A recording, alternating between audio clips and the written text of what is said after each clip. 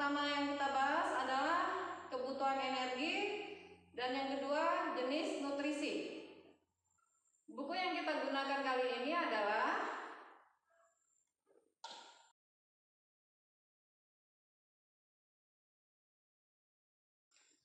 tujuan pembelajaran kita kali ini ada 4. Yang pertama, mengidentifikasi jenis-jenis bahan makanan dan kandungan zat makanan yang ada dalam produk kemasan.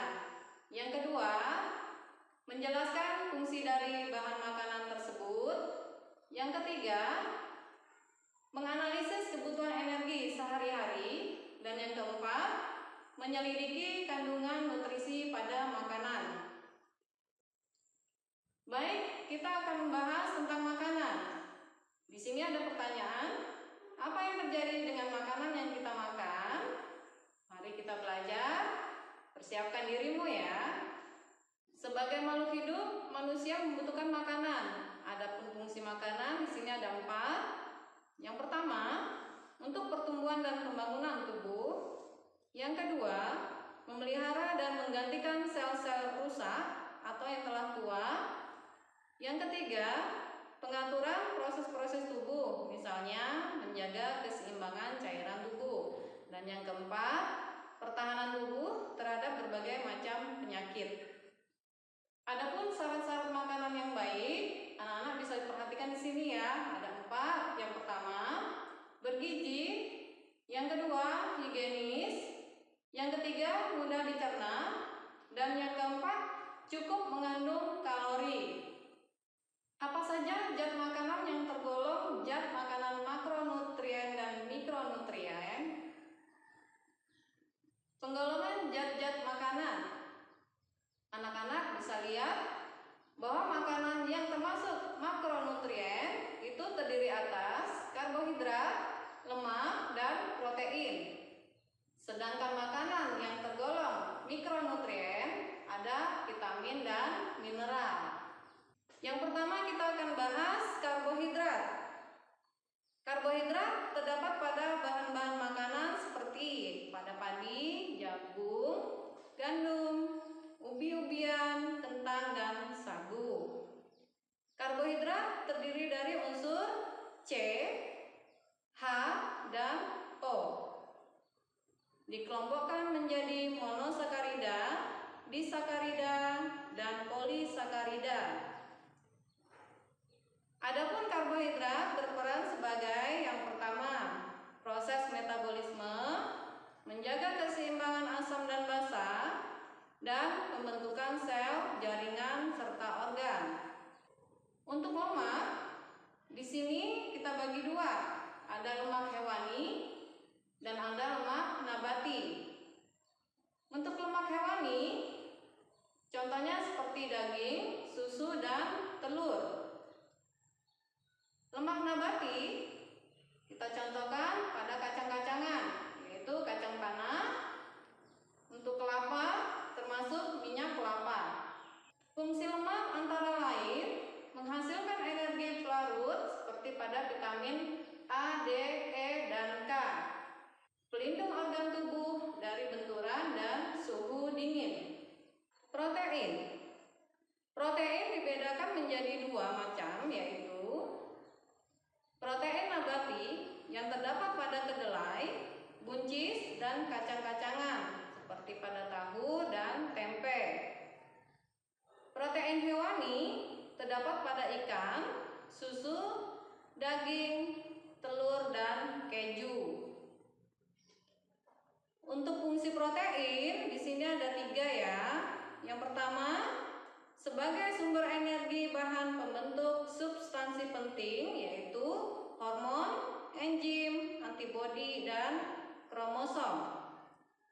Yang kedua, pertahanan tubuh, perbaikan dan pemeliharaan sel, jaringan, dan organ.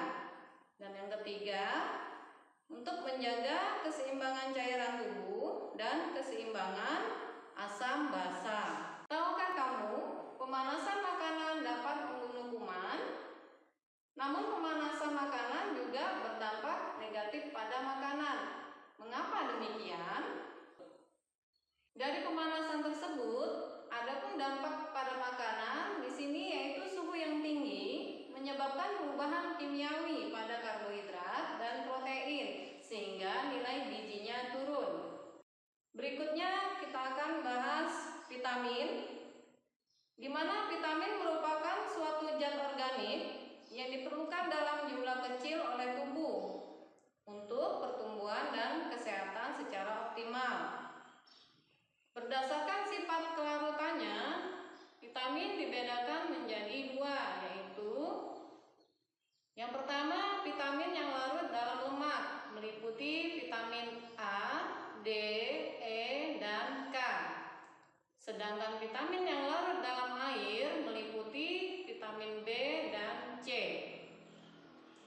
Adapun fungsi vitamin yaitu sebagai pelindung dan pengatur kerja alat-alat tubuh. Sekarang kita lanjutkan pada bagian mineral. Mineral berfungsi sebagai pelindung dan pengatur kerja alat-alat tubuh. Di sini ada dua macam mineral, yaitu makroelemen dan mikroelemen.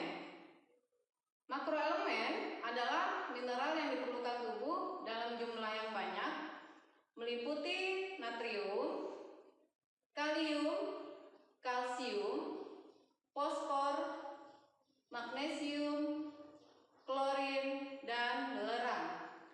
Sedangkan mikroelemen adalah mineral yang diperlukan tubuh dalam jumlah sedikit, contohnya seperti zat besi, yodium, fluor, dan tembaga. Tadi kita sudah membahas tentang mineral, sekarang kita lanjut ke air. Di sini air merupakan zat yang sangat penting bagi manusia. Adapun fungsi air di sini sebagai alat bagi tubuh manusia, antara lain sebagai pelarut zat makanan sehingga dapat mempermudah proses pencernaan, membantu terjadinya reaksi kimia di dalam tubuh, mengangkut zat makanan dari satu jaringan ke jaringan lain, dan mengangkut sisa-sisa metabolisme dari jaringan ke alat-alat ekskresi, dan mengaktifkan beberapa enzim di dalam tubuh. Selanjutnya serat makanan. Adapun fungsi utama serat makanan adalah merangsang aktivitas saluran pencernaan sehingga memperlancar proses pembuangan sisa-sisa pencernaan. Serat makanan menyerap banyak air sehingga membuat makanan menjadi lebih lunak dan mudah dicerna. Serat makanan dapat diperoleh dari yang berasal dari tumbuhan, misalnya sayur-sayuran, buah-buahan, dan kacang-kacangan. Apa yang terjadi jika kita kekurangan serat? Kekurangan serat dapat mengakibatkan sembelit dan ambeien. Sebelum kita lanjut ke lembar kerja peserta didik, marilah kita simak video berikut ini.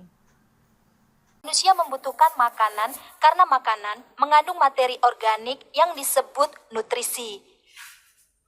Nutrisi dapat dibedakan menjadi beberapa kelompok berdasarkan fungsi dan bahan penyusunnya, yaitu karbohidrat, lemak, protein, vitamin, mineral, dan air. Karbohidrat adalah kelompok makanan yang menjadi sumber energi utama dalam kehidupan manusia. 80% energi yang digunakan tubuh kita berasal dari karbohidrat. Karbohidrat yang ada pada makanan dapat dibedakan menjadi zat tepung atau pati dan gula.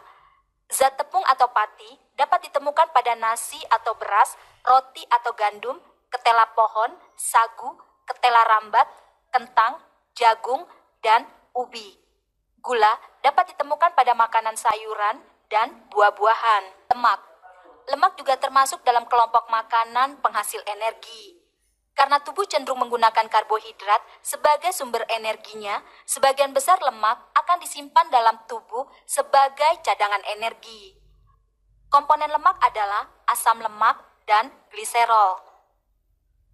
Lemak yang ada pada makanan dapat dibedakan menjadi lemak nabati dan lemak hewani. Lemak nabati adalah lemak yang berasal dari tumbuhan seperti kelapa, kelapa sawit, kemiri, dan zaitun. Lemak hewani adalah lemak yang berasal dari hewan. Contoh makanan yang mengandung lemak hewani adalah daging, ikan, telur, keju, mentega, dan susu. Protein. Protein adalah kelompok makanan pembangun. Protein berguna sebagai bahan pembangun sel-sel dalam jaringan tubuh dan mengganti atau memperbaiki sel-sel dalam jaringan tubuh yang rusak. Protein yang ada pada makanan dapat dibedakan menjadi protein nabati dan protein hewani. Protein nabati adalah protein yang berasal dari tumbuhan seperti kacang kedelai atau pada tempe dan tahu, kacang hijau, dan kacang-kacangan lainnya. Protein hewani adalah protein yang berasal dari hewan. Contoh makanan yang mengandung protein hewani adalah daging, ikan, telur, dan susu. Vitamin. Vitamin adalah kelompok makanan yang berfungsi untuk mengatur metabolisme tubuh. Vitamin juga berfungsi untuk melindungi tubuh dari berbagai macam penyakit. Vitamin dapat dikelompokkan menjadi vitamin yang larut dalam lemak seperti vitamin A, D, E, dan K. Dan vitamin yang larut dalam air seperti vitamin B dan C. Vitamin banyak ditemukan di dalam buah-buahan dan sayur segar. Mineral. Mineral adalah kelompok makanan yang berfungsi sebagai zat pengatur sehingga proses metabolisme dalam tubuh berjalan normal. Beberapa mineral penting yang dibutuhkan oleh tubuh adalah kalsium, fosfor, natrium, yodium, zat besi, seng, dan belerang. Beberapa jenis mineral seperti kalsium, fosfor, natrium, zat besi, seng, belerang dapat ditemukan pada daging, telur, susu, dan kacang-kacangan. Air. Dalam makanan yang kita makan seringkali mengandung air. Air sendiri sangat penting karena dapat dipergunakan sebagai pelarut dalam saluran pencernaan dan pembuluh darah. Untuk LKPD, kita akan melakukan kegiatan 1, yaitu mengidentifikasi bahan makanan pada produk kemasan. Di sini anak-anak bisa memilih mie instan atau produk makanan ringan lainnya. Yang akan kalian lakukan adalah mengamati berbagai produk kemasan tersebut, lalu menuliskan hasil dari pengamatan kalian ke dalam tabel berikut ini. Untuk kolom pertama, kalian bisa menuliskan nama produk. Untuk kolom kedua, kalian menuliskan nama bahan yang terkandung di dalam produk makanan tersebut. Dan kolom yang ketiga, kalian tuliskan kandungan zat makanan yang ada pada kemasan tersebut. Setelah kita membahas materi tadi, apa saja yang telah kalian pelajari? Apa saja yang ingin kalian ketahui lebih lanjut? Kemudian bagaimana perasaan kalian belajar hari ini? Demikianlah pembelajaran kita hari ini. Berjumpa lagi kita